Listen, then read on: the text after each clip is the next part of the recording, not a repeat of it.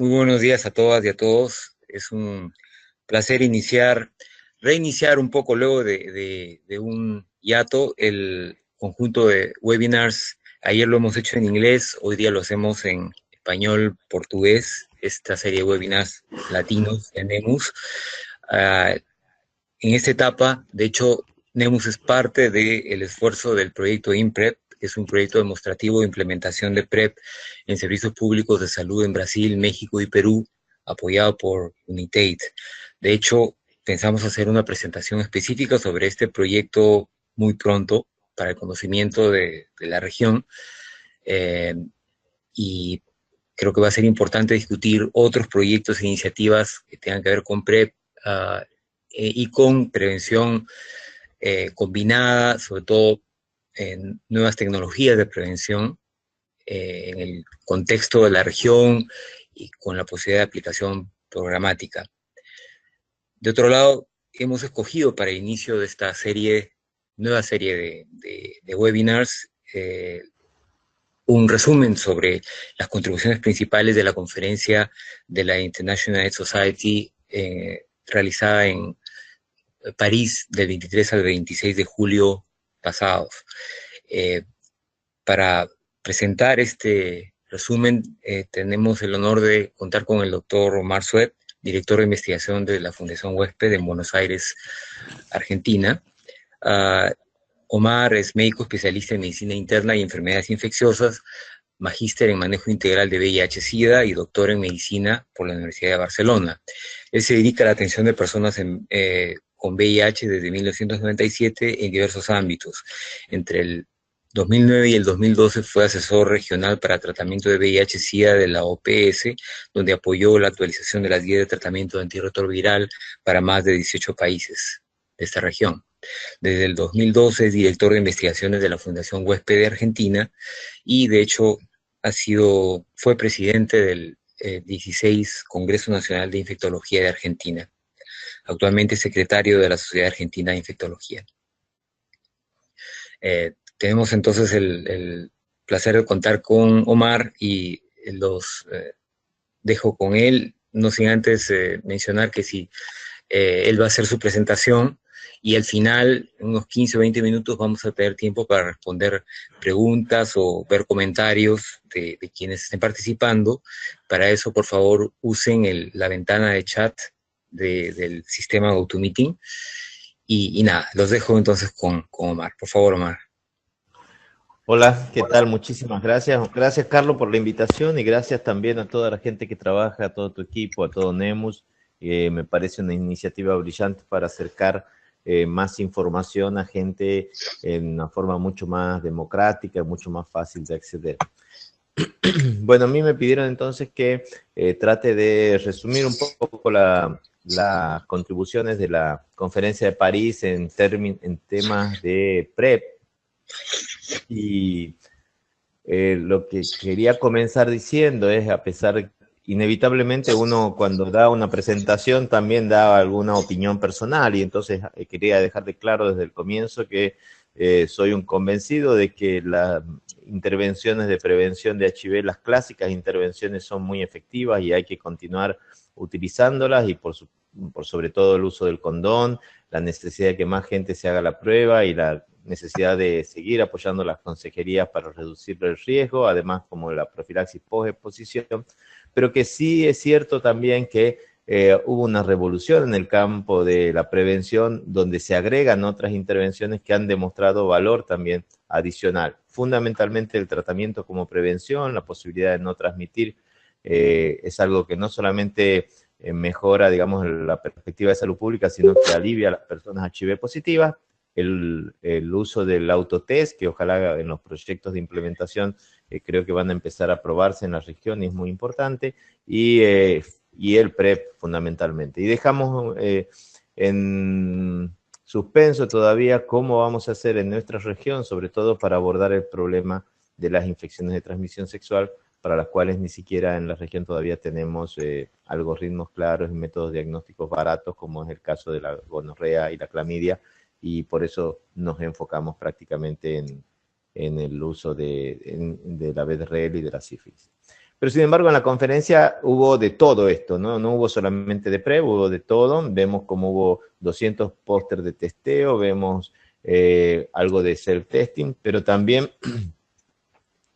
hubo muchísimo de PrEP y probablemente es una de las conferencias donde más información sobre PrEP hubo. Le pido disculpas, la presentación está en inglés, pero bueno, las voy a ir diciendo en español y si hay alguna duda, después lo aclaramos. Y ojalá que tenga muchas preguntas. Yo no veo el chat en este momento, así que si hay alguna pregunta urgente o si alguien me quiere parar, le pido a Carlos que me avise. Y el PrEP está disponible en algunos países, en 12 países está registrado y hay países donde están haciendo campañas, en Estados Unidos, en Francia, campañas ya comunitarias de gran alcance para realmente mejorar un poco más la información y para que más gente pueda tener acceso. ¿Por qué? Porque realmente evita las infecciones, hay trabajos que demuestran que es costo efectivo, como vamos a ver en algunas presentaciones de acá de París, mejora la calidad de vida de las personas que son negativas y hay posiblemente interés de algunas personas y hay demostraciones que puede ser práctico de hacerse y ojalá que el resultado de los estudios demostrativos en la región también muestren esos, además del de que ya está en Brasil. Por supuesto que hay mucha gente que tiene mucha preocupación sobre la posibilidad de que esto estimule a que más gente tenga exposición sin cuidarse, a la posibilidad de los efectos adversos a corto y a largo plazo, a la generación de resistencia a tenofovir y al precio, y cómo sostener y cómo pagar estas cosas. No tenemos que perder de vista que hay evidencia clínica, la evidencia científica viene demostrada por más de 10 estudios randomizados con y sin placebo en más de 11.000 pacientes y 3 estudios observacionales importantes. La mayoría de estos estudios, y en primer lugar de arriba para abajo están los de mayor a menor eficacia, vienen, digamos, las mejores eficacias vienen de estudios abiertos, como es el sin placebo, como es el estudio PROUD, o con placebo, como es el estudio Hypergate. Y en todos estos estudios lo que nosotros hemos visto, sobre todo en los que tienen menores tasas de eficacia, es que si analizamos solo las personas que lo toman bien, la adherencia siempre es mayor del 90%. Pero entonces vamos a lo que dijo realmente la IAS, vamos a los estudios que se presentaron en la conferencia y yo quería compartir con ustedes, en primer lugar, el estudio a largo plazo o el reporte de la eficacia a largo plazo del estudio PROUD y la eficacia del estudio de un subgrupo de pacientes del estudio, de participantes del estudio Hypergate. El PROUD es uno de los estudios más bonitos para demostrar el impacto del PrEP. Y para aquellos que no lo escucharon antes, es un estudio de más de 500 personas que se hizo en Inglaterra, en centros de atención primaria, gente con alto riesgo de adquirir HIV, que iban a las clínicas y que querían tomar una profilaxis, los randomizaban a recibir las medidas de la profilaxis con Truvada, pero asociado a medidas de reducción de riesgo, o solamente unas medidas de reducción de riesgo, explicarles que usen el preservativo, proporcionarles preservativos y intentar mejorar sus conductas. El seguimiento era cada 3 meses, inicialmente para 1 año, y después se siguió durante 2 años más. Y yo digo que es la parte más linda, porque uno si dice que no al PrEP, que tiene que usar preservativos las personas, este es el diseño que permite ver cuál sería la eficacia nuestra de decirle a las personas que no usen PrEP, que usen solo preservativos y cuál sería la eficacia de hacer eso más PrEP, ¿no? Como habrán escuchado, si es que tuvieron la oportunidad, el estudio PROUD lo que pasó, se tuvo que suspender después de 9, 10 meses de seguimiento, porque en la rama que se les dio PrEP de entrada, hubo 3 seroconversiones, mientras que en la rama que se usó preservativo y consejería solamente fueron 20 las seroconversiones, con lo que daba una eficacia de 80% del Truvada en este grupo, y con lo cual el Comité de Seguridad pidió que le den Truvada a todas las personas y no seguir exponiendo a las personas en riesgo a no recibir Truvada. Este era un grupo de pacientes de muy alto riesgo, no necesariamente es el estándar de cualquier persona HCH, eran personas con muchas actividad sexual no protegida, y de hecho en la rama de que empezó PrEP inmediatamente había incluso un poquito más de actividad sexual comparada con la rama que tenía demorado el PrEP. O sea que si bien tuvo un efecto de la intervención, no llegó a evitar la transmisión.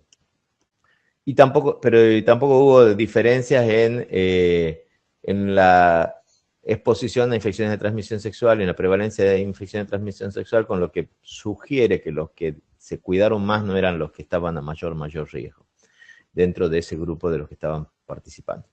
Pero lo que pasó, lo que estamos mostrando, lo que mostraron en el IAS fue lo que pasó a largo plazo. El estudio ya se publicó, la primera parte, cuando se suspende el estudio y se pasan a todas las personas a recibir PrEP, y entonces a partir de ahí siguieron a todas las personas en la fase post demorado, digamos, durante 2 años más. Lo que vemos es que las personas continuaron en seguimiento, más del 60% de las personas continuaron recibiendo PrEP, a pesar que fue un pequeño drenaje, había algunas personas que iban descontinuando, pero la mayoría siguió recibiendo el PrEP. Y la tasa del primer año de infección en el grupo que no recibió PrEP fue del 9%, de 9 por 100 personas año. La tasa en el grupo de seguimiento, que recordemos que están todos en PrEP, era del 0,2 por cada 100 personas año. Entonces realmente fue una reducción muy importante del riesgo.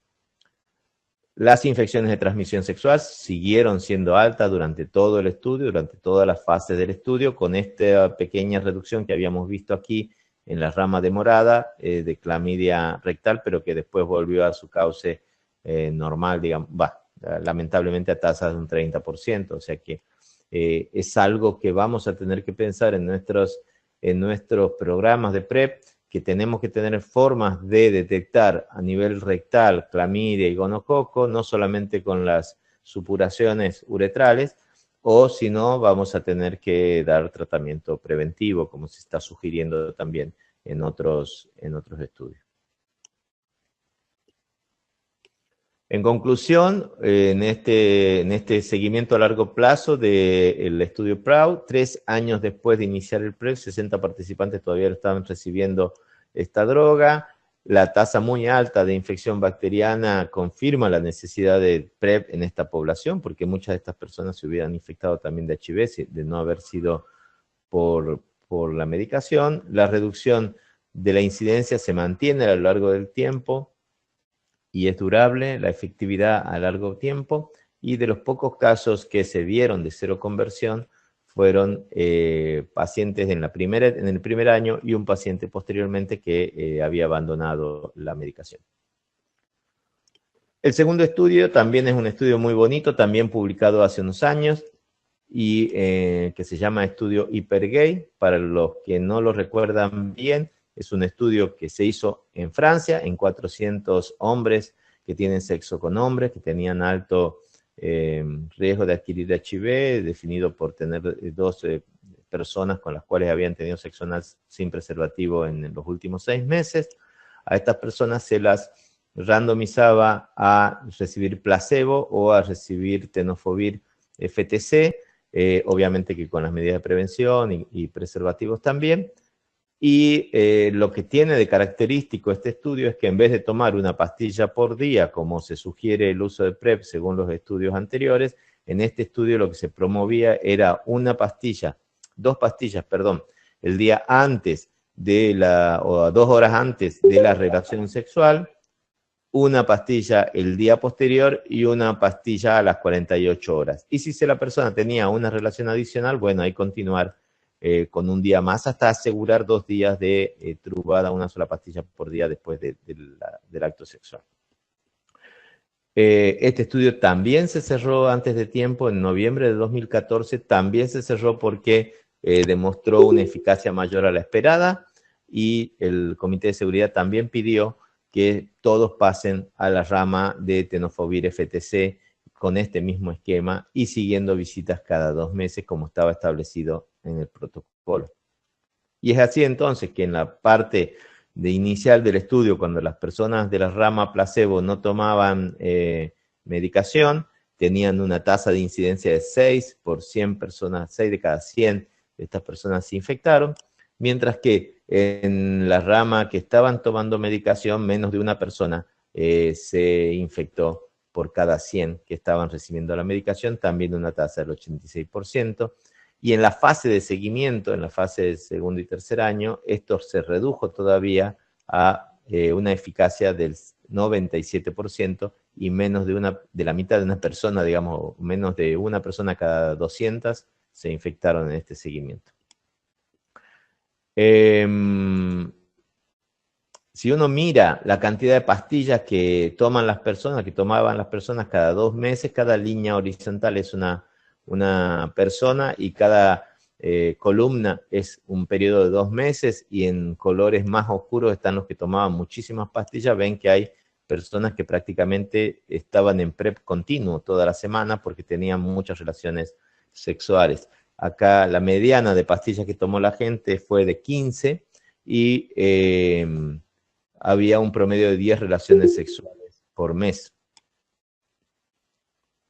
Entonces, eso fue realmente una cuestión que se le cuestionó, perdón, una situación que se le cuestionó al protocolo, porque decían, bueno, si en realidad yo digo que con 2 pastillas antes y una pastilla 24 y 48 horas es suficiente, eso, ¿cómo puedo estar yo seguro que eso, si yo tengo una sola relación sexual al mes, funciona, si en el estudio la mayor parte de las personas tomó un montón de medicación, mientras que por el otro lado sabemos que con que tomes 4 pastillas por semana al menos, tenés una cantidad de concentración en sangre y en células de tenofovir que protegería durante todo el mes? Entonces, por ahí no estaríamos tranquilos en personas que toman pocas pastillas por miedo a que la concentración no sea suficiente. Entonces, en este estudio, lo que se quiso hacer, y es lo que se presentó en París, es identificar dentro de todo el estudio a personas que han tomado menos pastillas y ver si estas personas que tomaron menos pastillas se protegieron o no se protegieron de la infección. Entonces, cada periodo de 2 meses se dividió o se clasificó como periodo de 2 meses en los cuales las personas tomaban más de 15 pastillas, periodo en que tomaban menos de 15 pastillas, pero que las tomaba asociada a las relaciones sexuales y en todas las relaciones sexuales las tomaban, o periodos en que no tomaban las pastillas, pero tampoco se cuidaban, o tomaban pocas pastillas, pero que no las tomaban cuando tenían relaciones, o sea que no se estaban protegiendo. Es así que separaron solamente esos periodos en los cuales las pocas pastillas que tomaban estaban asociadas a la actividad sexual, y se hizo el cálculo para buscar en la cohorte o en este estudio, perdón, en este grupo de pacientes, los casos de seroconversión que se hayan asociado a episodios de tomar pocas pastillas, buscando justamente la conversión de la carga viral en el periodo que demuestre que realmente haber tomado pocas pastillas antes estuviera asociado a esta seroconversión. Y se identificaron de esta forma 6 personas que habían tomado medicación poquito durante todo el periodo del estudio y que encima 6 casos de seroconversión. Cuando se hace el análisis, estos 6 casos de seroconversión estuvieron todos en la rama de placebo, no hubo ningún caso de seroconversión entre los 68 personas años de seguimiento que estuvieron con poca actividad sexual, pero que tomaban correctamente el tenofovir FTC cuando tenían relaciones. Y por tanto la eficacia es de un 100%, aunque el riesgo, digamos, aunque la dispersión del intervalo de confianza es grande porque el número es pequeño. Estas personas tenían una mediana de 9 pastillas, una mediana de 5 relaciones sexuales al mes, y aparentemente con la conclusión es que con este esquema intermitente, incluso las personas que tienen muy poca actividad sexual, puede ser suficiente esta concentración en sangre para evitar adquirir HIV. En el Congreso también se mostraron datos sobre los medicamentos que se podrían dar en forma inyectable y medicamentos de larga duración. Y hay 2 medicamentos hasta el momento, rilpivirina y cabotegravir, que están en fase clínica, digamos, y se presentaron los resultados del estudio fase 1 de dosis de rilpivirina, en el cual una cohorte solamente de 12 personas recibe dosis de 1 gramo 200 o 600 miligramos, o 3 dosis de 1 gramo 200 separada cada 2 meses. Y se quería ver cuánto de esto rilpivirina se mantenía a niveles adecuados. La demografía de los pacientes fue similar en ambas ramas, no hubo grandes diferencias. La seguridad fue bastante buena, no hubo grado 3 ni grado 4 de ningún evento adverso. Sí que hubo molestias en el sitio de inyección, aunque ninguna fue de grado 3 ni de grado 4, fueron molestias solo grado 2. El problema que vieron aquí es que, por un lado, las mujeres tienen concentraciones mucho más altas después de la inyección que los hombres, y eso no se sabe por qué, y eso está ajustado también por peso, por edad, o sea que no se sabe muy bien por qué todavía las mujeres absorben mucho mejor la rilpivirina a partir de la inyección intramuscular. Y el otro problema que se vio es que la rilpivirina se va acumulando, no mantiene estos picos en forma estable, sino que se va acumulando, entonces nadie sabe muy bien qué pasaría después de 1, 2, 3 años de recibir esta medicación. Esto sumado a que la rilpivirina, a pesar que se absorbe bien en las mujeres, no demostró concentraciones tisulares en tejido cervical de la mujer, a diferencia de sí encontrar en tejido rectal, hace que la rilpivirina no parezca ser el mejor candidato y se discontinuó su desarrollo como utilización en PrEP, aunque continúa el desarrollo para tratamiento antirretroviral. El cabotegravir, por tanto, es la molécula que aparentemente todavía sigue en marcha, digamos que tiene más fichas para ser una posibilidad de profilaxis en el futuro. Y en esta conferencia lo que se presentaron fueron los datos de un estudio, el estudio 077, en el cual se trataba de evaluar cuál es la mejor dosis de cabotegravir y, por tanto, se utilizaron el modelo o el diseño, incluía personas que eran a bajo riesgo, justamente para no tener el riesgo de seroconversión si estas dosis no son las adecuadas. ¿Por qué se hace ese estudio? Bueno, se hace ese estudio porque el estudio ECLAIR, que se había hecho solamente en hombres anteriormente, había sugerido que unos 800 miligramos cada 3 meses, o sea, una inyección de 800 cada 3 meses, no era suficiente para sostener niveles adecuados de esta medicación, y entonces quizá había que explorar otra dosis. Se incorporaron 200 personas de Brasil, Sudáfrica y Malawi, se buscó el endpoint, que era la cantidad de personas que alcanzaban una dosis efectiva a la semana 41, y se lo diseñó en 2 cohortes. Por un primer lugar, la cohorte de 800-100, igual que en el ECLAIR, para ver si en las mujeres también tenía el mismo comportamiento, y las personas recibían una fase oral para estar seguros que no hacían alergia, y después 3 inyecciones separadas cada 3 meses. Y una fase de seguimiento que era corta inicialmente, pero que se extendió para permitir ver cuánto tiempo demoraba en sangre después de una inyección. Y después de cerrar esta cohorte, se abría una cohorte con el diseño parecido, una fase oral inicial, una inyección al mes y después inyecciones cada 2 meses, para ver si con esto era suficiente. Estas dosis se identificaron a través de un modelo matemático para ver si que se podría hacer así para lograr el target adecuado. Las 199 personas eran más o menos similares en las 2 cohortes, no hubo grandes diferencias.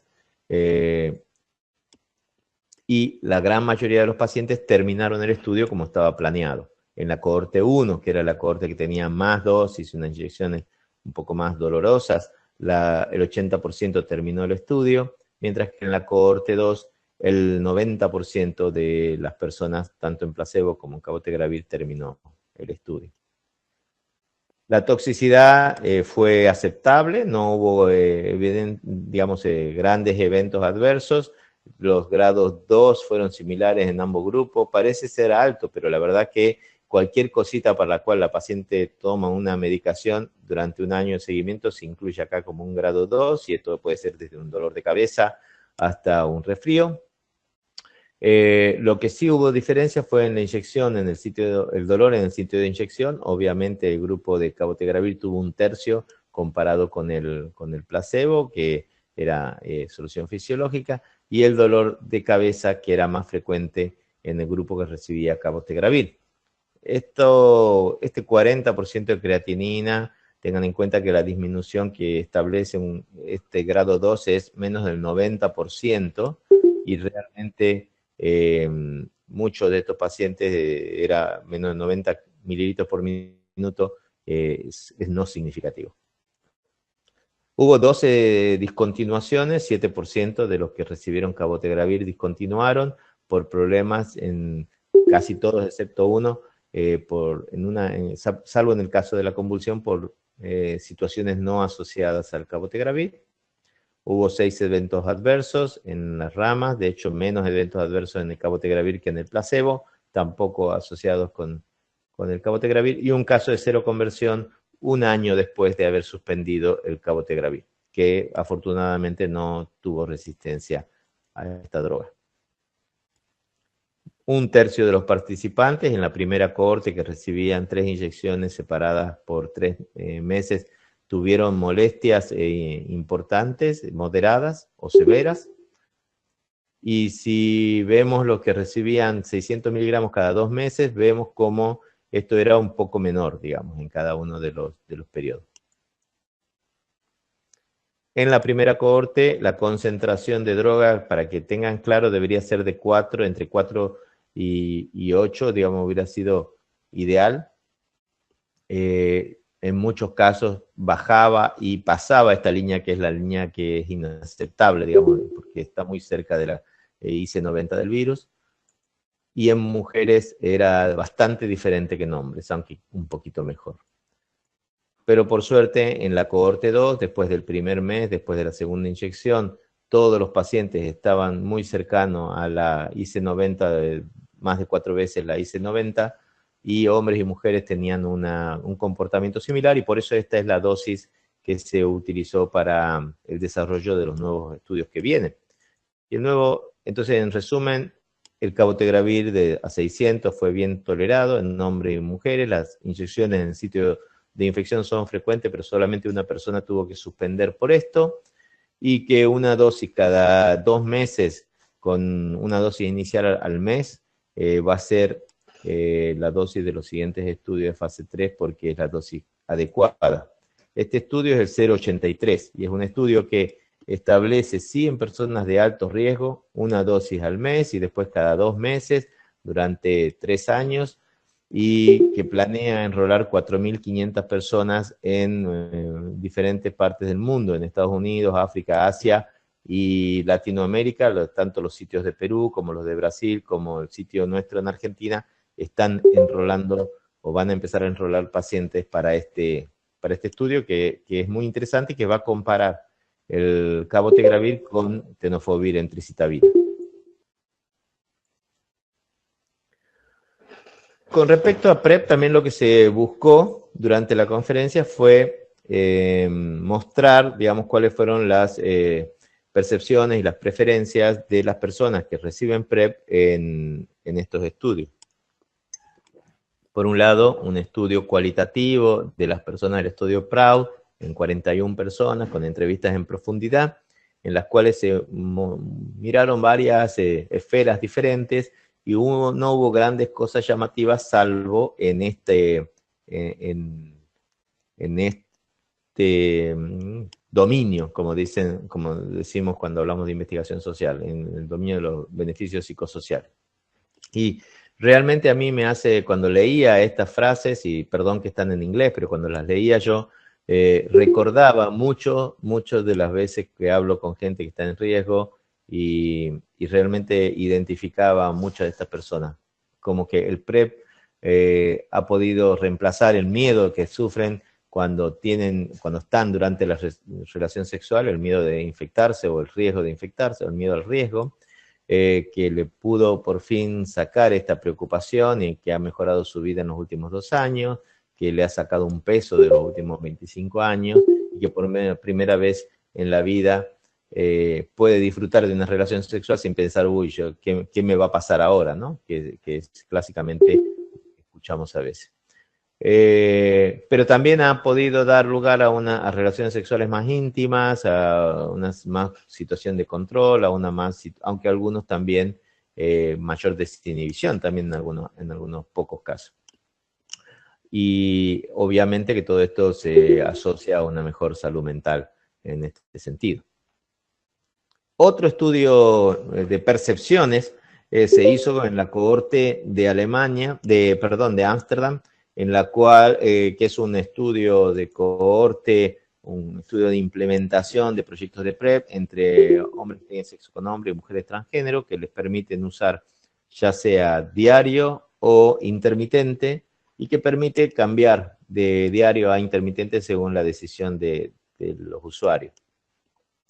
El estudio quería mirar por qué la gente cambiaba, elegía una u otra estrategia, cambiaba o por qué la suspendía. Eran entrevistas semiestructuradas que se hacían cada 3 meses, abiertas y cerradas, y como resultados analizaron a los 376 pacientes que ingresaron en el estudio, a los 44 personas que cambiaron de PrEP continuo a PrEP intermitente, y de las 39 que cambiaron de intermitente a continuo, y a las 18 participantes que suspendieron la medicación.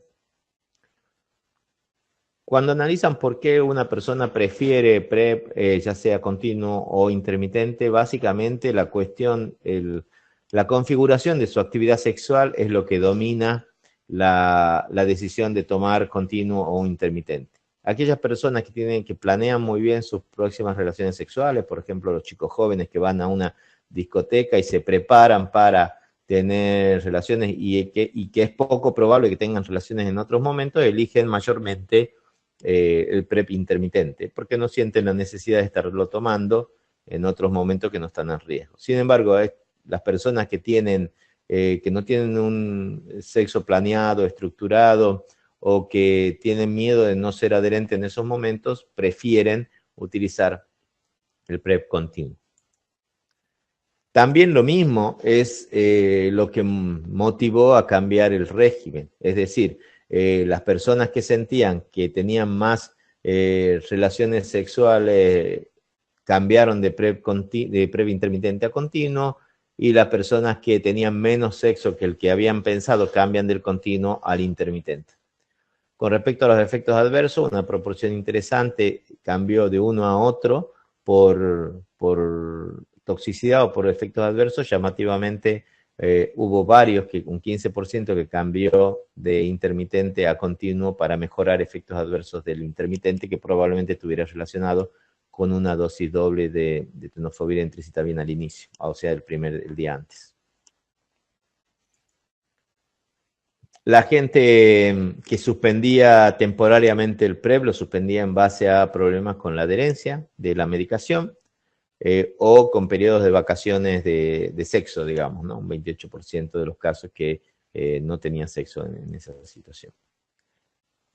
Y un 4% suspendió el PrEP durante el seguimiento, y de este 4%, menos de la mitad lo suspendió por efectos adversos, que fue la causa más común de suspensión, y el resto porque ya no tenía más relaciones sexuales o porque cambiaron sus circunstancias o entró en una pareja estable. Muy pocos casos de esto. Así que, como vemos, no hay un patrón único, ni hay un tipo de usuario o de cliente único para los programas de PrEP en la región. Hay que tener en cuenta también cuáles son las percepciones y cuáles son el interés de la gente, porque al final del día lo van a tomar, lo van a tomar ellos, digamos, y hay que promover en ese sentido la adherencia. El 85% de la gente en Estados Unidos, según esta encuesta que también se presentó en Estados Unidos, no está tomando PrEP, nunca lo usó, a pesar de que sean un grupo de personas con riesgo alto definido por no utilizar preservativo en un 2/3 de esta encuesta. Y cuando le preguntan si sabían o no sabían, los que sabían del PrEP, la mayor razón para no estarlo usando es por el costo, por el problema de acceso a su cobertura de salud, por problemas de acceso en general a un servicio de salud, y solamente el 30% por miedo a toxicidad o efectos adversos, y un 20% a bajo riesgo. O sea que más de 50% de las personas el problema es de acceso y de cobertura de salud, lo mismo que probablemente estemos viendo, y quizás peor, en algunos de nuestros países de Latinoamérica, y lo que se repite también en entrevistas más a profundidad o con metodología mixta, en la cual se sigue viendo que o los médicos no le ofrecen o que la gente no tiene acceso o tiene miedo de perder el acceso a su seguro de salud por culpa del PrEP.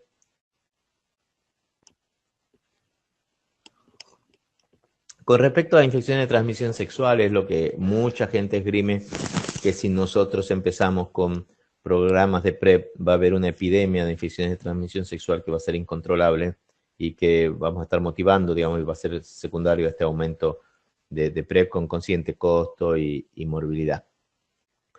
Es cierto que cuando se mira en el proyecto de implementación de Brasil, la tasa de clamidia rectal y de gonorrea y la incidencia de sífilis es similar a otros reportes en Australia, así que creemos que las conductas probablemente van a ser similares. Pero sin embargo, cuando uno trata de ver si el PrEP se asocia o no se asocia a estas tasas o a estos aumentos, a un aumento concreto de PrEP, en este estudio, que es muy cuestionable porque es solamente un reanálisis de bases de datos, de reportes diferentes, de diferentes fuentes, no pudieron ver que haya mayor riesgo de clamidia o de sífilis, que probablemente es una de las más infecciosas, más fácilmente transmitibles, en pacientes que estaban tomando o con el inicio de los PrEP en cada una de las regiones, pero sí lo pudieron ver con gonorrea. Por lo tanto, hay que tener un ojo e ir mirando. Pero si uno es realista, ahí también se presentó un estudio de Francia en el cual se reporta las infecciones de transmisión sexual que tienen las personas recién diagnosticadas por VIH, y uno ve cómo antes de que empiece el PrEP, que en Francia fue a partir de 2014, 2013, 2014, ya hay una alta tasa de sífilis que sigue aumentando, digamos, o sea que no hay, ya el aumento ya venía de antes que el programa de PrEP.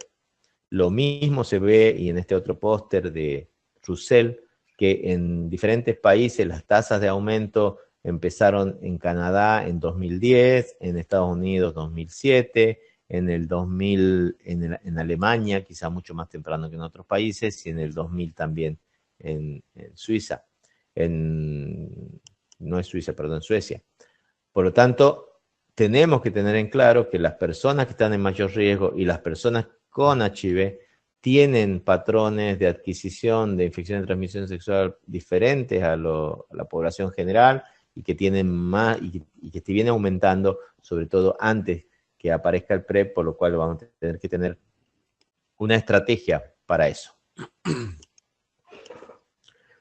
Traje este póster también por una cuestión de seguridad, eficacia y acceso al PrEP en países donde no había PrEP. Este es un póster que muestra, si lo pueden ver, Wokolo, es en Inglaterra, cuando se empieza a hablar de PrEP, todavía no estaba aprobado, no lo pagaba el sistema de salud, y por lo tanto la gente no tenía acceso. La medicación en Europa es muy, muy cara, pero hay versiones genéricas muy, muy baratas en la India, y Inglaterra no tiene prohibición de importar por internet o comprar por internet medicación y que te llegue a tu casa por el correo.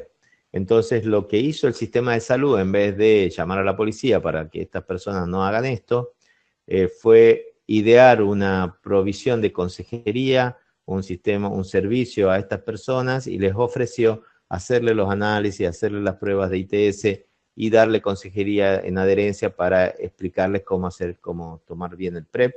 Participaron 400 personas, tomaban en forma intermitente la mayoría usaba Cipla como proveedor de genérico, y cuando midieron los niveles en estas 400 personas, el 96% tenía niveles adecuados de tenofovir. Eran población de muy alto riesgo, 42% participaba en chemsex, que ya les voy a explicar lo que es, y 36% tenían infecciones de transmisión sexual, y por suerte en estas 400 personas no hubo ningún caso de infección por HIV, que dada la incidencia en el PRAU, que era de 10 por cada 100, acá deberíamos haber visto por lo menos 40, ¿no? Entonces realmente es bueno y es novedoso cómo uno se puede adaptar y puede buscar medidas innovadoras en el sistema de salud, cómo facilitar que la gente tenga acceso siempre y cuando lo pueda aconsejar mejor, porque en nuestros países ya existe un mercado negro de tenofovir y entricitabina, al menos en Argentina, y lamentablemente este mercado negro viene de personas HIV que deberían estar tomando la medicación y no lo toman, entonces estaríamos haciendo un doble daño, ¿no? El chemsex, como le decía, es una práctica que se está extendiendo en la cual se incluyen diferentes tipos de estimulantes durante las relaciones sexuales múltiples para prolongar la erección, para prolongar el vigor, para prolongar el tiempo de fiesta y el estado de ánimo. Y la dilatación anal también se usa cocaína, speed, éxtasis, ketamina, popper, GHB. Y como ven, en Canadá llega a ser muy frecuente en personas que tienen HIV. Entre un 46% usa cocaína, 35% éxtasis, 20% ketamina. Preocupa el uso de cristal porque en individuos, perdón, en estos 529 individuos de Canadá eran HIV positivos y negativos, pero la tasa de utilización de cristal en líquido en pacientes HIV era, la tasa de pacientes HIV, perdón, entre los usuarios de cristal era 10 veces mayor que la tasa de otras drogas, por lo tanto, en usuarios de otras drogas, por lo tanto, parecería ser que el efecto de cristal permite o tener más situaciones de exposición o tener más riesgo, y eso habría que analizarlo un poco más. Pero lo que es innegable es que que el chemsex se asocia a adquirir HIV y se asocia también a adquirir infecciones de transmisión sexual y se asocia también a adquirir hepatitis C. O sea que si nosotros pudiéramos, deberíamos también tratar de identificar a estas personas para llegar a estas personas con mensajes de reducción de daño y oferta de PrEP, porque serían los mejores candidatos, son los que están en más riesgo.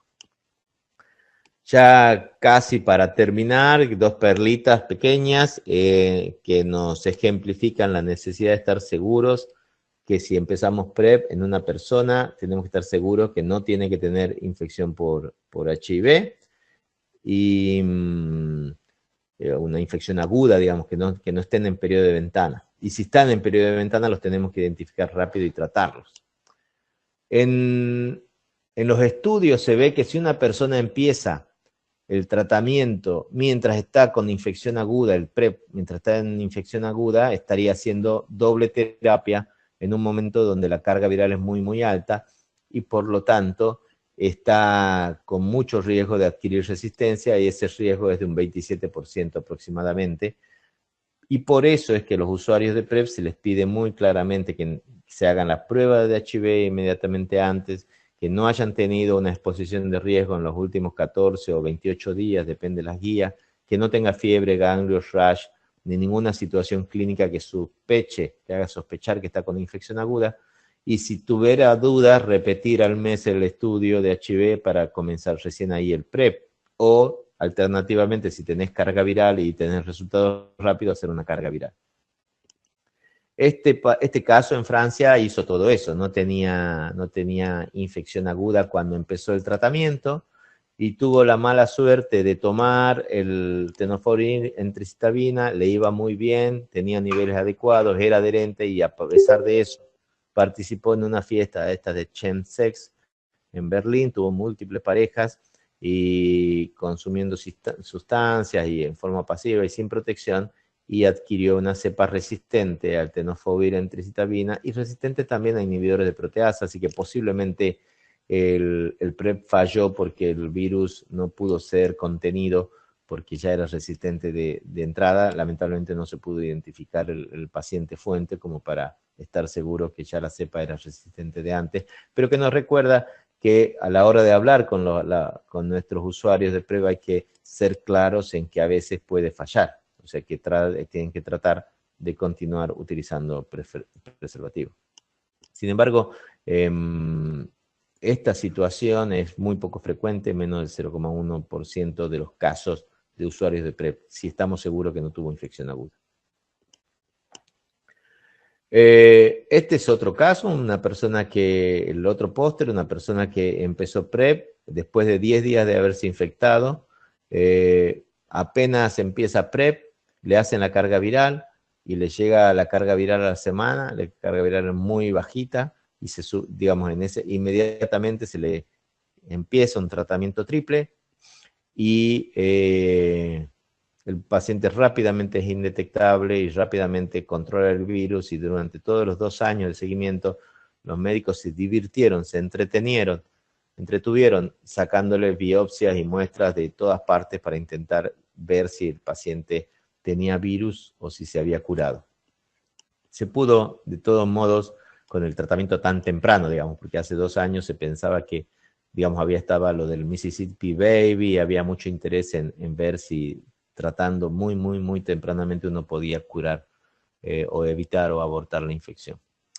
Finalmente, al final del segundo año, se encontraron unos pocos virus en un modelo humanizado en el cual, en ratas, en el cual uno le saca sangre a las personas, se la pone en una rata, mata a la rata y se fija cuánto virus hay en la rata, y lamentablemente en ese estudio, y para la rata y para la persona, había algunas pocas copias de virus ahí, o sea que el virus estaba activo todavía. El paciente, la persona suspendió la medicación antirretroviral y estuvo 7 meses sin virus, a pesar de todos estos controles bien periódicos de carga viral. 7 meses de alegría, pensando que el virus estaba silenciado o de alguna manera suprimido con sus propias defensas, pero lamentablemente a los 7 meses rebotó nuevamente y tuvo que volver a reiniciar el tratamiento. Entonces, ¿cuáles son las conclusiones las 3 conclusiones de este caso? Las 4, perdón. Cada vez se me van apareciendo más. La primera, que tenemos que estar seguros que no tenga infección aguda antes del PrEP. La segunda es que si tiene infección aguda la tenemos que detectar rápidamente y empezar el tratamiento rápidamente. La tercera es que si la persona con infección aguda empezó tratamiento rápidamente, se logra mejorar el sistema inmune en una forma terriblemente buena, con más de 1000 CD4, y esta persona puede incluso suspender, tiene tan poco reservorio que es tan difícil identificarlo, y que le permitió a él mismo estar 7 meses sin medicación y no volver a tener virus. Pero la cuarta es que no es suficiente solo tratamiento, y que para que esta situación sea de por vida, vamos a tener que pensar en agregar alguna otra sustancia, alguna otra medicación más para inmunomodulador o lo que sea, para lograr erradicar el HIV o suprimir el HIV de por vida, y por lo tanto estos pacientes son los candidatos ideales para estudios de erradicación a largo plazo. Y por eso los que den PrEP tienen que tener una conexión con algún centro de investigación básica para poder proporcionar a estos pacientes, para ofrecerles alguna alternativa más. En resumen, yo creo que lo que mostró la IAS de París fue una evidencia a largo plazo muy buena de los programas de PrEP, que el uso de PrEP intermitente es una muy buena estrategia también, y que se puede utilizar incluso en personas que no utilizan el PrEP, que no tienen relaciones sexuales diariamente y que pueden, y con uso infrecuente. Que el cabotegravir ha mostrado una buena nivel de farmacokinético, y que va a ser muy bueno escuchar los resultados del HPTN, a ver cómo funciona. Que PrEP no solo puede evitar el HIV, sino que también puede mejorar la calidad de vida, normalizar las relaciones, y que vamos a tener que adecuarnos también a estos temas en nuestras consejerías. Que se necesitan más estudios de implementación en la región, sobre todo para mejorar la información, el acceso, la educación y la retención. Que tenemos que considerar las infecciones de transmisión sexual y el chemsex, que está entrando en nuestra región, y que vamos a tener que ser muy cuidadosos a la hora de descartar infección aguda y controlar, las pruebas durante el seguimiento cada 3 meses en las personas que están recibiendo PrEP. Hasta acá termino yo, con fotos también que sorprenden de algunos otros países en los que hacen campaña en la calle sobre PrEP, en Harlem, en Francia, en Estados Unidos, y muchas gracias por toda la atención. Ojalá que tenga algunas pueda contestar las preguntas que tengan y que les haya sido provechoso. Muchas gracias. Muchas gracias, Omar. Una excelente presentación, un resumen exhaustivo y creo que de hecho es muy útil incluso para quien pueda haber ido, porque el ir a la conferencia es exponerse a una cantidad muy grande de material que a veces es difícil de seguir. Eh, digamos, aquí tengo en parte cosas que se han preguntado y comentarios míos, ¿no? De hecho, um, en mi opinión, eh, una de la conferencia tuvo mucho contenido en PrEP y planteó cosas que no necesariamente se han implementado de manera amplia en PrEP, como tú has mencionado, en lo que se refiere al régimen de PrEP intermitente que investigó el grupo francés de Hypergay, ¿no? Y de hecho, aparentemente, algunos estudios han evaluado el paso de algunas personas del régimen diario al intermitente y viceversa, y las razones, ¿no? Y esto muestra algunos hallazgos que son útiles para evaluar el mismo tema de la adherencia. A diferencia del tomar antirretrovirales para tratamiento, donde en teoría uno tiene que tomarlo siempre, en el caso de PrEP, la persona sabe que es para prevenir y a veces, si uno sabe que no va a tener sexo, no va a exponerse a sexo, la persona puede, digamos, dejar de tomar y eso no necesariamente es una no adherencia, es un poco una reacción también digamos, la idea que tiene de que no va a necesitar. Entonces, el tema de la adherencia en prevención es un poco más compleja. En realidad, idealmente no tenemos que hablar de adherencia al PrEP, sino adherencia a una lógica de prevención, ¿no? Obviamente, si uno en teoría está tomando PrEP, pero sabe que no está protegido, uno no puede tener sexo intempestivamente asumiendo que el PrEP que no ha tomado lo va a proteger, ¿no? Entonces ahí entra la lógica de, en ese caso hay que usar un preservativo, por ejemplo. O sea, de hecho, planteo esto en el sentido de que para la prevención tenemos que pensar más allá del simplemente PrEP como un régimen fijo, como tú has dicho, y, digamos, tomar conciencia de que la gente a veces va a usarlo de una manera un poco más compleja respondiendo a conductas, ¿no? Entonces creo que ese es un tema importante para, digamos, como un tema de discusión. Rápidamente, un tema que me gustaría que tú menciones, de hecho lo ha preguntado Carmen Figueroa de OMS, es la diferencia entre lo que la conferencia aportó en novedades para hombres, particularmente hombres que tienen sexo con hombres, mujeres trans y mujeres de otro lado, ¿no? Mujeres heterosexuales, mujeres de población general. De hecho, el tema de PrEP intermitente es uno de ellos, ¿no? Pero digamos, ese es un tema sobre el cual te pregunto. Otro tema que creo que sería importante discutir en la región, para la región, es el tema de las ITS, ¿no? O sea, un poco, como tú bien has dicho, si bien sífilis tiene una prueba fácil y barata, muy disponible, para clamidia y gonorrea, que suelen ser asintomáticas, sobre todo en infección rectal y vaginal, no peniana. Las penianas sí se identifica, pero la rectal y la vaginal no, y ahí se suele hacer, digamos, si está disponible esta prueba de ácidos nucleicos, PCR, para clamidia y gonorrea, un poco en la región se va a poder implementar, no se va a poder implementar y qué se podría hacer en este caso, aprovechando las visitas trimestrales para, para PrEP, ¿no? Un poco, comienzo con eso.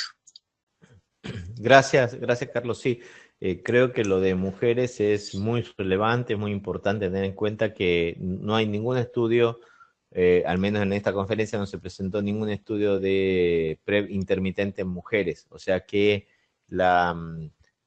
ya de por sí los estudios de PrEP en general dieron mucha menor eficacia en mujeres, sobre todo en los dos estudios grandes en África, aunque otros dos estudios en Estados Unidos mostraron buena eficacia y aparentemente fue en África el problema de la adherencia. Pero no hay estudio de infección en modelos intermitentes en mujeres y pareciera que los modelos matemáticos y los estudios de farmacocinética no, y como mostré también para rilpivirina, en el cervix la concentración no es tan alta como para impedir la infección, y entonces, o podría ser más baja que en rectal al menos, y entonces probablemente las mujeres no estuvieran tan protegidas con una dosis intermitente o con menos de 6 dosis por semana de dosis diaria. Recuerden que en los modelos matemáticos del IPREX mostraron que en hombres y en mujeres transgénero con 4 dosis por semana podría ser suficiente, pero que en mujeres eso no se pudo lograr. O sea que claramente, por ahora, las mujeres tuvieran que seguir en continuo. Yo comentaba también ayer en la sesión en inglés que en el PrEP, la OMS lo recomienda para situaciones, para personas que viven en comunidades o en contextos quiero decir, en contextos geográficos, por decir así, o conductuales de alto riesgo de exposición. No es lo mismo una chica adolescente en Botsuana, que probablemente tenga muchísimo más riesgo de exposición que una joven adolescente en Latinoamérica, donde la prevalencia en PrEP de HIV en hombres heterosexuales es de 0,4, 0,5. Por lo tanto, en mi país, al menos la Sociedad Argentina de Infectología, no considera el PrEP una indicación para mujeres heterosexuales que tengan relaciones sin preservativo, excepto en la situación en que la mujer sepa que su marido o su pareja es HIV positivo y está sin tratamiento antirretroviral, pero no las considera como una medida de prevención en mujeres que se exponen sin preservativo con hombres de serología desconocida o negativa, ¿no? Claramente. Entonces, es un tema de nuestra región, pero yo creo que claramente lo del PrEP intermitente está claro que todavía no. Y después la segunda pregunta con respecto a las infecciones de transmisión sexual, nosotros en mi práctica habitual nunca puedo pedir el estudio de clamidia y de gonorrea porque el valor es similar al de una carga viral de HIV. O sea, imagínate que pagar $200 para una persona cada 3 o 6 meses aquí es prohibitivo para un estudio, y esto no está cubierto en los programas nacionales ni en los hospitales públicos. Entonces, la verdad que la posibilidad de participar en este estudio HPTN, donde vamos a tener acceso en una población a los resultados de los estudios de gonorrea y clamidia rectal, nos va a permitir identificar qué tan problemático es la situación en Buenos Aires, pero ya lo vio la doctora Greinstein en Brasil y es de un 10%, o sea que la verdad que la situación es interesante de echarle un ojo y hay que mirarla, habría que discutirlo, habría que hablarlo con la gente de la OPS, porque hay otras alternativas también, quiero decir, si la correlación, habrá que analizar los casos positivos, ver si la correlación con sífilis es alta o no, porque nosotros hoy por hoy a un paciente con gonorrea le tratamos la clamidia por guías. En todas las guías establecen que le das la ceftriaxona y lo tratás con doxiciclina, y no estamos haciendo el estudio. Entonces posiblemente tengamos que tratar también con ceftriaxona y con doxiciclina a toda la sífilis para bajar un poco el burden, la carga, digamos, de clamidia en la comunidad, en esta comunidad. O como ofrece Molina en Francia, de agregar doxiciclina en forma de PrEP, pero que a mí eso también ya me parece un exceso, ¿no? Claro, de hecho, tal vez es importante mencionar que el tema de la diferencia en efectividad en mujeres versus hombres para el caso rectal, porque es transmisión rectal, está en que en el recto el tema es que parte del medicamento que se toma no se llega a absorber y llega por intestino hasta el recto, entonces más bien se absorbe desde el recto y se queda en las paredes rectales, y es por eso que tiene una concentración más alta, ¿no? Simplemente por un tema de flujo físico Eso podría ser la droga. pero sin embargo los estudios de correlación muestran mucho mejor correlación, lo que yo conozco, no sé si mucho o no, pero los estudios de correlación muestran una correlación muy buena entre nivel sérico de tenofovir y celular, pero es interesante lo que voy a decir porque me recuerda que en la conferencia también se mostraron los resultado del ASPIR, digamos, del anillo de dapivirina, que fueron menos exitosos de lo que uno hubiera esperado, ¿no? Fueron menos de eficacia, un 30, 40%. Y es como que toda la estrategia de profilaxis o prevención biomédica local, tópica, no ha sido tan efectiva como uno hubiera querido, digamos, los microbicidas no han sido tan buenos, este anillo tampoco, y es porque también hay que tener en cuenta que no es eso protege solamente al lugar ese lugar de infección. Una mujer puede tener exposición por vía oral, anal, vaginal, entonces solamente la protección vaginal posiblemente no sea suficiente también. Así es, efectivamente. Y ¿hay algo sobre ITS que tú hayas visto en cuanto a, por ejemplo, profilaxis con antibióticos? Entiendo que el estudio francés encontró que no era útil, ¿no? Bueno, eso no presentaron, no lo leí acá en la IASE, en París, eso lo habían presentado, si no me equivoco, en el CROI En Croy, en Croy, en en CROI, Croy. y, y de hecho demostró que lo continúan, porque creo que había eh, eh, eventualmente no es que no era tan taxativamente que no era útil, parece que habían visto alguna reducción, no me acuerdo si en clamidia o creo que en clamidia habían visto reducción, pero no en sífilis, una cosa así, entonces, eh, pero lo tendría que revisar, pero lo presentaron en CROI, sí. Ujú, de acuerdo. Ya digamos terminando, tú mencionaste el tema de la obtención por Perdón, internet. sí, acabo de googlearlo y sí, Sí, reduce sífilis y clamidia, pero no redujo gonorrea. Y eso ok. era la dificultad. Pero mira, 70% de caída de clamidia y 70% de clamidia de sífilis, con lo cual son las dos infecciones que a nivel de femenino, digamos, más problema producen en los niños, ¿no? Ujú. Entonces, o en la fertilidad, así que quizá haya que pensarlo en algún momento. Por supuesto, yo diría lo mismo.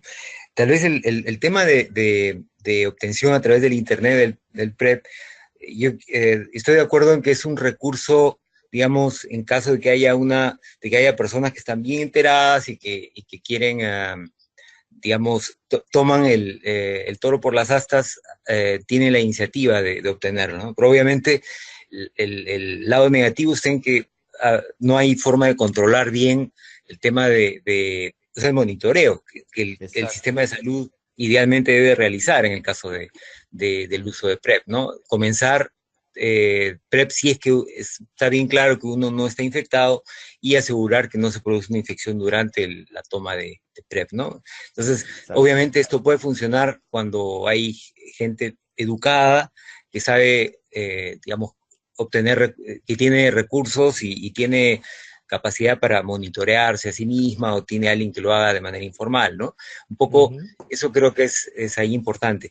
Y de hecho, eso se liga con el tema de los contextos que tú mencionaste, porque si bien hay estos casos de infección que se dan con virus resistentes en personas, digamos, en algunas personas como que han usado PrEP, es cierto que, digamos, estos virus altamente resistentes no circulan en todas partes, ¿no? Y de pronto Ujú. es más fácil encontrarlos en personas que participan de estas fiestas sexuales con chemsex, ¿no? Con sexo con Exacto.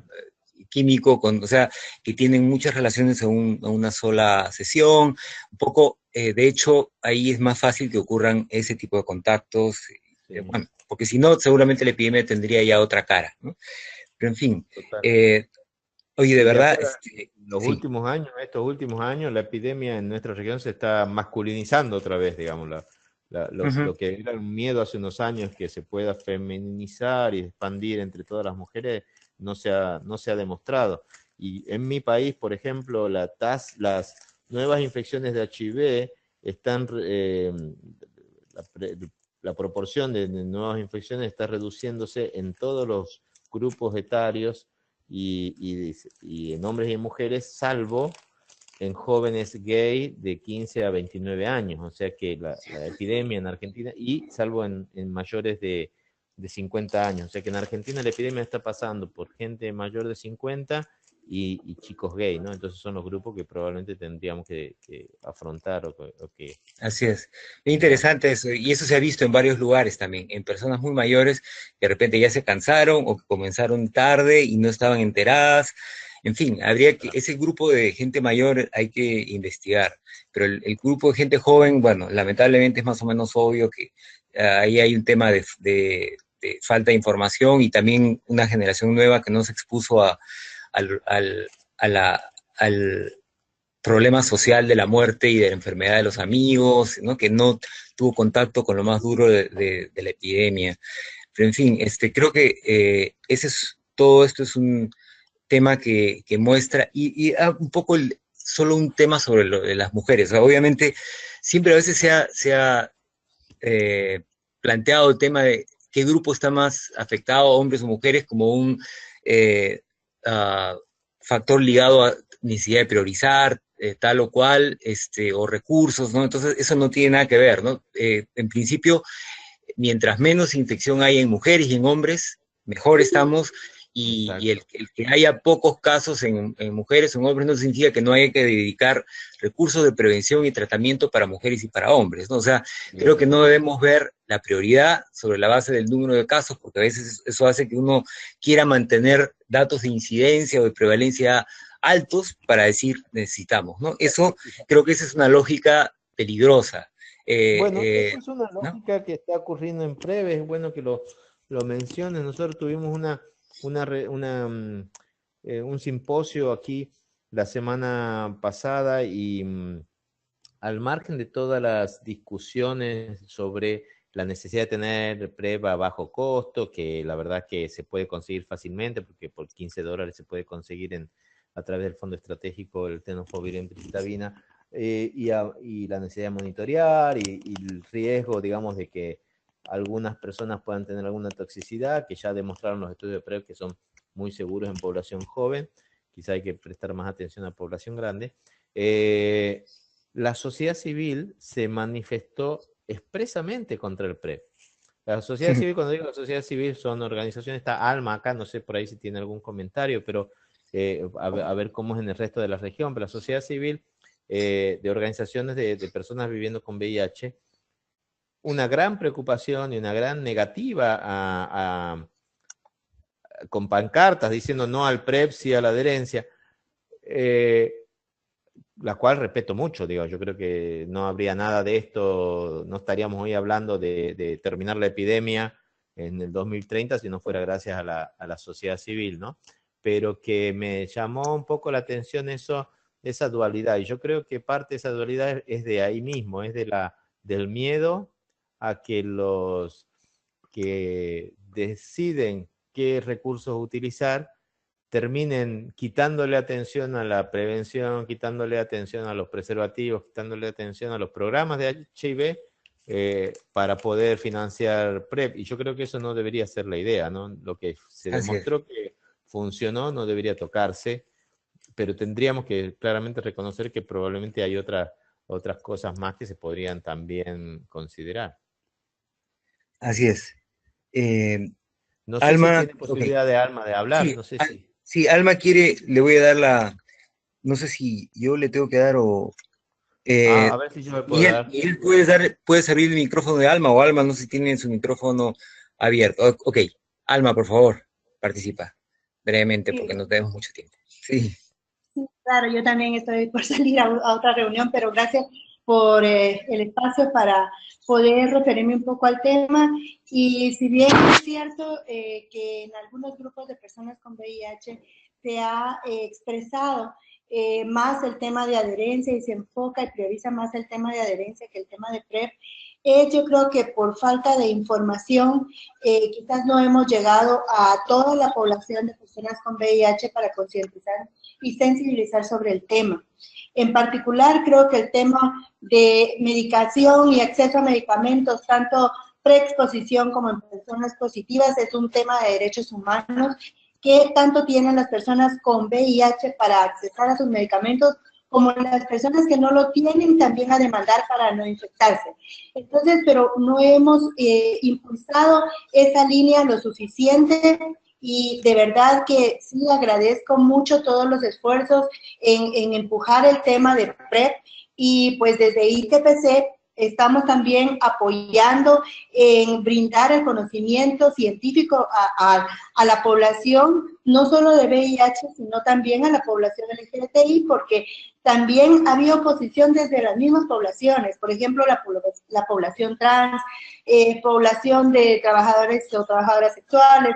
Ha habido siempre un poco de resistencia, pero creo que la resistencia va porque no ha tenido un suficiente sustento científico demostrado, que no les ha llegado a ellos. Quizás sí existe, pero no les ha llegado a ellos la información, y es entonces esto un poco el rechazo. Por otra parte, también se demanda mucho porque el tema de que todavía los países no alcanzan la cobertura de atención a tratamiento para las personas ya diagnosticadas, según las recomendaciones de la OMS, entonces ese es otro tema que también tiene competencia, pero creo que poco a poco vamos ahondando en el tema. Y Omar, aprovecho para pedirte, por favor, la grabación y las presentaciones. En breve vamos a tener un par de talleres sobre PrEP, que espero poder incorporar la invitación para algunos de ustedes, y si no, pues serían de gran ayuda las presentaciones que ustedes me puedan proporcionar. Gracias. Muchas gracias, Alma. Sí, de hecho, toda esta sesión, como la de ayer, se están grabando y después se suben a la página web de NEMUS y al canal de YouTube. Así que creo que también se circulan, digamos, por la lista de correo. Todo va a estar accesible. En fin, sí, tenemos que terminar ya porque, bueno, ya estamos pasada la hora. Lo que sí, decir que reafirmar, ¿no? Creo que ambos han coincidido. En ningún caso, y eso no debe darse, a veces se da en algunos países, pero felizmente, por lo menos yo sé que acá en el Perú sería imposible dejar de cubrir tratamiento de VIH casi en ninguna circunstancia, a menos que haya una crisis terrible de todo, pero de ninguna manera ocurriría que se deje de cubrir tratamiento para cubrir PrEP. O sea, eso yo lo tengo clarísimo, ¿no? Y creo en América Latina probablemente eso va a darse igual, ¿no? Giseli aquí dice de Perú, ella es la comunidad de mujeres viviendo con VIH en el Perú, dice, es necesario debatir un poco más con la comunidad de VIH sobre PrEP. Es cierto, son cosas que tienen que seguirse haciendo. Lo que sí o sea, un poco la llegada de PrEP implica de alguna manera un reconocimiento de que la prevención como concepto tiene que cambiar, que hasta hace poco se ha estado hablando de prevención como sinónimo de uso de condones, y ya en la práctica sabemos que eso no funciona, ¿no? Y sabemos que tenemos que mencionar tratamiento como prevención, como parte de esa prevención combinada, el uso, diversas formas de uso de condón, porque la gente usa condones con unas personas, con otras no, eso tiene lógica, no tiene lógica, cómo se hace más seguro, etcétera. El PEP como profilaxis post-exposición, ¿no? Y finalmente PrEP como opción. Todo esto tiene que entrar más oficialmente dentro de los paquetes de salud. Eso todavía no se ha dado en la medida suficiente, y esto implica entonces que no se deje de apoyar una cosa para apoyar otra, sino entrar en un esquema más lógico para organizar las cosas, ¿no? Entonces, para presentarlas, ¿no? En otro webinar ya discutiremos el tema de PrEP con y sin condones, porque la recomendación oficial es usar PrEP con condón, con preservativos. Sabemos que la mayoría de gente no lo hace, ¿no? Pero entonces, porque en la práctica no es de tanto sentido común usar las dos cosas. Pero entonces, ¿cómo compatibilizamos el sentido común con la norma? Yo creo que es algo sobre lo cual tenemos que comenzar a hablar más claramente, ¿no? Porque si no, digamos, estamos como siempre dejando de hablar las cosas con claridad. Y eso es algo que tenemos que comenzar a hacer. En fin, creo que aquí quedaríamos, de verdad. Omar, te pasaste, muchas gracias por la participación, por el apoyo, y espero que estas sesiones, sobre todo las de webinars latinos en español, portugués, sean cada vez más un espacio para discutir, para conversar y, digamos, de esa manera avanzar, porque necesitamos estos espacios de intercambio que son enriquecedores para todos, mutuamente, ¿no? Entonces, muchas gracias, nuevamente, Omar, y gracias a todos por su participación. Ok, entonces estamos en contacto y hasta muy pronto. Seguiremos en Ok, contacto. Gracias. fue un placer. Adiós. Muchísimas gracias a todos. Placer. Gracias. Adiós.